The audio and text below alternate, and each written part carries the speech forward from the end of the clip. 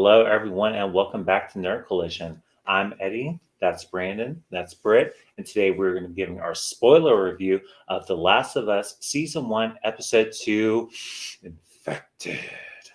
Ooh. Tell you what I'm infected with, a craving for a macchiato. I love those. Oh my god. All right, with that being said, guys, we're going to go ahead and jump right into our spoiler review. Now, in episode 2, 2 days before the day of the outbreak in Jakarta, Indonesia, a mycologist learns of the oncoming pandemic and advises the government to bomb the city to prevent it from spreading. In the present, Ellie explains to Joel and Tess that she is being transported west in hopes of being used to find a cure. Discovering the path to their meetup to be swarmed with infected, they cut through a museum and are attacked by two blind infected called Clickers, one of whom bites Ellie before Joel and Tess kill them. The trio arrives at the State House only to find the Fireflies slaughtered by one another after one member was infected. Tess reveals she was bitten while Ellie's bite begins to heal, proving her immunity. Joel shoots an infected, which alerts many others to their location. Tess convinces him to escape with Ellie while she stays behind to ignite an explosion, blowing up the building and killing herself along with the horde. And that is where we end that episode. And now we do have some notes here from Ray, who unfortunately couldn't join us tonight. And his notes reads as follows: My Lord in heaven, this show is nailing it. Episode 2 is just as powerful as the first, if not more.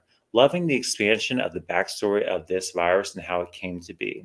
The tone is set right off the back, for the only viable solution the professor to give was to blow everything up, lets you know the magnitude of things. Fast forward to the present with Joel and Tess finding out Ellie is infected but hasn't turned. The actors play their parts well. The banter between Joel and Ellie is spot on, and the scenery is very true to the game. Tess' sacrifice is powerful and enhances the story. We finally see the Clickers, and they look freaking horrible in the best way possible. The design to the way they move is very true to the game, and I loved it. Great episode, and I can't wait for the next one. And I have to agree, those Clickers scared the crap out of me. I love the design. I watched the after show on HBO Max where Neil Druckmann was talking about it, and he said that he actually cried when he finally saw the final result of it. But I did enjoy this episode too, and I'm really looking forward to the next episode. But what did you guys think? I am surprised Neil Druckmann directed this. Right. I was like, oh, we're directing now. Okay. Yeah. Okay, then. I really enjoyed it. I enjoyed the first one. Enjoyed this one too. And the Clickers look great. My God, I was like, I hear the sound. I know that sound. Oh, and I felt very bad. I was like, I knew it was going to happen. I knew at some point Tess was going to sacrifice herself. I thought we would just wait another episode until we see that. No. So, yeah. About that disgusting scene, I don't like trying to infect her. And, like, giving her a kiss, maybe not a kiss, but oh my God. That was just disgusting. I would never want to see that again. Please, don't do it no more. Don't do it no more. Overall, this was great. HBO has been doing good with these adaptations. Can't do good with DC, but you can do well with the rest of these. So, good job. You just had to throw that little bit of shade in there, didn't you? It was necessary, honestly. All right. So, as someone again who's played the game a plethora of times, girl, I just have to say, well done. I was quite thoroughly impressed, especially with that opening intro scene. I could tell that was Mr. What's his name? Mazel Tov. He the man from Chernobyl. Y'all know the guy. Oh yeah. You could tell he put his little. I feel like that was definitely his influence up there in the intro with the woman. It just gave me Chernobyl tease down, and I was just like, "Girl, it's reading you all over," but work. And I like that different aspect of just showing like in other areas how this was spreading and how this was changing the world, so quickly. So I appreciate that, and it provided a little bit more insight because, they basically confirmed, yeah, bitch, if you ate pizza or pancakes that day, anything with flour, wheat, whatever, yeah, you were gonna go. You were gonna be one of them clicking bitches, click clack, clicky click clacking ass bitch. Okay, and that's just it. One thing that was kind of disappointed with only in this episode was just the amount of enemies. But I guess I get it because it's a television adaptation. You gotta, short for time. But I wish there were like a little bit more of a risk factor because, for the most part, they were just like the runners, like the grandma in the first episode in that building. Just crazy like that, running rampant and screaming and ooga booging everybody, and you just literally beat the dog shit out of them with whatever you have in your inventory, and I enjoyed that. So I wanted to see everyone get a whole old-fashioned roadhouse beat down, and I was deprived of that. But I'm sure we'll get some sort of redemption in the episodes to come. I'm glad that they showcased Ellie's fear of water because she cannot swim. This is very true because Joel throughout the video game is giving her like a little pad to jump on and he has to push it so that she can get across to the next part. And I always thought that was so funny because they always had banter in between those moments. And eventually no, I already spoiled it. But this is a spoiler review, so yeah, she learns to swim eventually. But it takes a lot of time and effort and patience, love and light, as Eddie would say. And she definitely got that. But I also have to say something that bothered me is that people have been complaining about Ellie's mannerisms and they're saying she's too snarky and stuff like that. Bitch, did you even play the game? Did you even play the game? She is basically female Spider-Man. She's always got a smart-ass mouth. She don't take no for an answer, and she's always gonna rebel. That's why she and what's-her-face got bit at the mall or whatever, that quarantine zone that they were not supposed to go to in from the DLC, and why she got bit in the first place. But I digress. Y'all are nincompoops, and you're very slow, and you have to deal with those people in a different capacity. So I understand. Moving on from that, I agree with Britt. That kissing thing, he just went straight for the tongue. Now, let me tell you something. Toni Collette didn't deserve that. That was rude. That was rude, and she deserves better. So justice for Toni. Okay. And y'all good?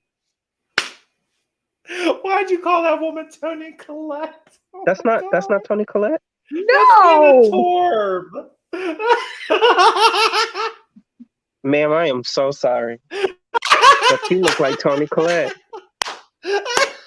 You haven't watched this show, Friends, have you? What are you talking about? Yes, I have. You watched Friends? That's who Tess is? No Espanol? Oh my God. Man. All right. I give up. Now, fringe, when you say fringe, like fringe, like on a leather jacket? No, the TV show Fringe. You know what? Pacey from Dawson's Creek. But Joshua Jackson. It was on Fox years ago. I am so bewildered and confused. That must be a Okay. Caucasian program, and I'm not too familiar with those. Like Friends, like someone tells me a joke from Friends, I'm not gonna recognize it. I watched Living Single growing up. I watched UPN and Moesha. Sitting up with my bro-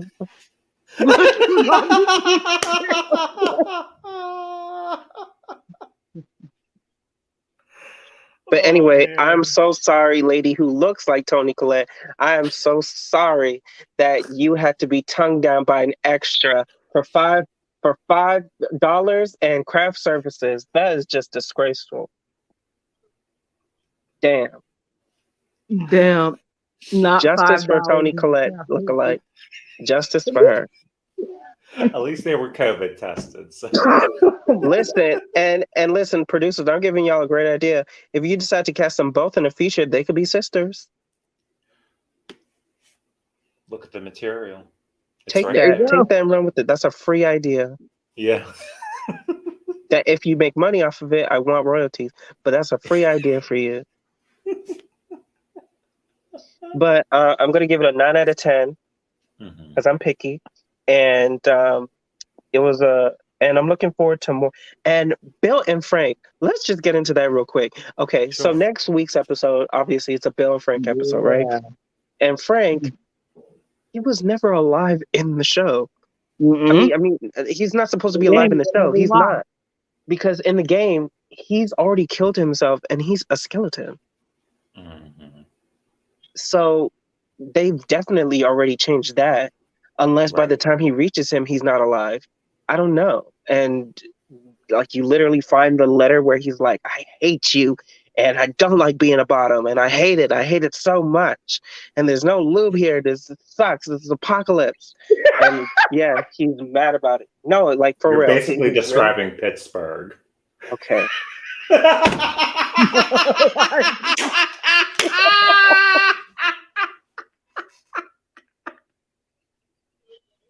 I'm just saying. Damn. Like, It's the hard knot life. right. Yes, it is. And you know what? This is just a random message to all the blue collar workers out there in the Berg. Okay, y'all need to stop. Y'all need to carry soap and a washcloth with you wherever you go, because you can't leave work and go to Trade's house smelling the sweat where you smell. It's just disrespectful. It's rude. Yeah. Reckless. I mean, you're right, but damn.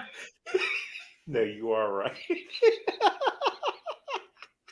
Y'all always asking, do you mind? Yes. They do mind. Yes. Justice for the queens in the Berg, okay?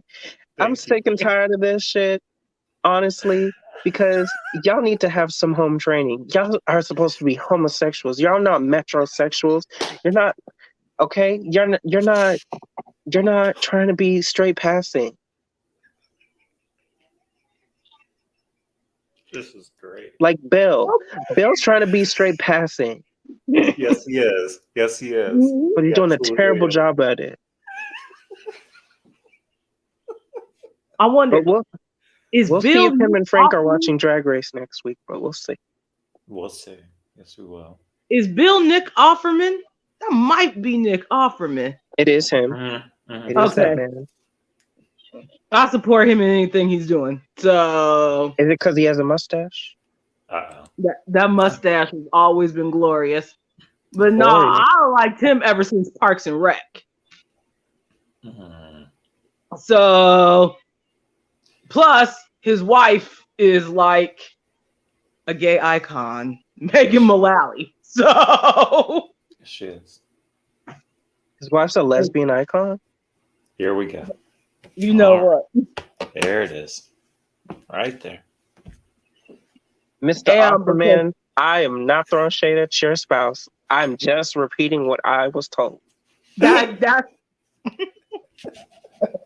okay. She is awesome, and I like her too. Pretty much ever since Will and Grace. So So yeah, I'm definitely looking forward to that episode. Apparently, that's supposed to be the tearjerker episode. So from what everybody's saying. But yeah, guys. So I think that's about it. Anything else before we wrap up our review? I will not take back what I said. Just letting you know. I will not take back what I said about DC because Warner Bros. Discovery, you are just handling. We're never all gonna of get a this shit. Jaguar pin because of you. I just want you to know that. And that's David okay. Zaslav hates us because we're progressive. Oh, he definitely hates us. Definitely. And you know, I'm not going to I just don't understand how they could do these other adaptations so well and mess up DC. I don't get it. I really don't. But I did like where, you know, the woman was like bomb everybody. Just kill them all. Kill everyone. Like including me. Like dang. Like no cure or nothing. Like not just nothing. She said just no. Everyone needs to die. At that point it was too late. So it didn't work, but you know, it is what it is. But I can't wait to see more. They're probably gonna renew. No, they are. I think they already renewed it for season 2. Yep. Which is gonna be part 2, split up into 2 parts. Mm-hmm. How about we change some of that? Just change some of that. Not gonna get into it. Not gonna get into it. What needs to change? But y'all know what needs to change. If they casted that certain somebody, I'm not watching the premiere. I'm just letting y'all know. I'm not watching it. I'm not. Okay, Joel needs to die a different way in part 2. That, I'm sorry, was a cop-out to me. It was. I wanted him to die in a blaze of glory, like saving Ellie from clickers or saving Ellie from those teenagers and clickers all at the same time. Like, that's what I wanted. That's what needs to happen. Just saying. Just saying. Right. Do a few changes. But that's all I gotta say. Oh, boo, DC. There you go. Ooh. Mahalo.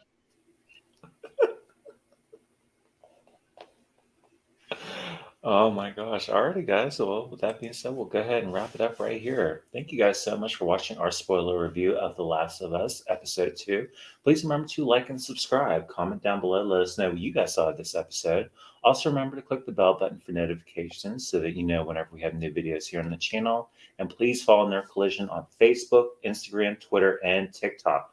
Once again, I'm Eddie. That's Brandon. That's Britt. We are Nerd Collision, and we'll see you guys next time. Bye, everyone. Does anybody want a Mai Tai? Hello. My Taj Surfer in Dude Malibu, Star. babe.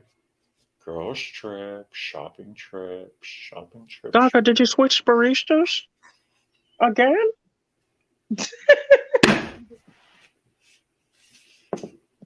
Where's Taco? Oh, here's the car running. I'm not allowed.